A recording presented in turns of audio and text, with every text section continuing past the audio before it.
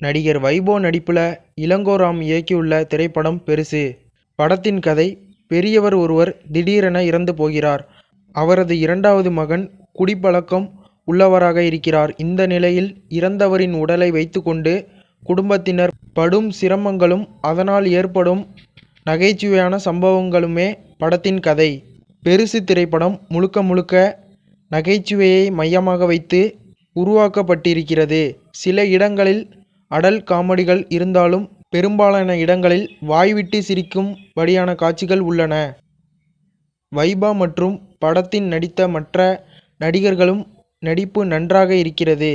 இயக்குனர் இளங்கோராம் படத்தின் நகைச்சுவை காட்சிகளை எந்தவித நெருடலும் இல்லாமல் நகர்த்தி சென்றுள்ளார். மொத்தத்தில் பெருசு திரைப்படம் ஒரு ஜாலியான அடல்ட் காமெடி திரைப்படமாக இருக்கிறது. சீரியஸான படங்களை விரும்புபவர்கள் இப்படம் பிடிக்காமல் போகலாம். ஆனால் நகைச்சுவை விரும்புபவர்கள் இப்படம் ஒரு நல்ல பொழுதுபோக்கு திரைப்படமாக இருக்கும்.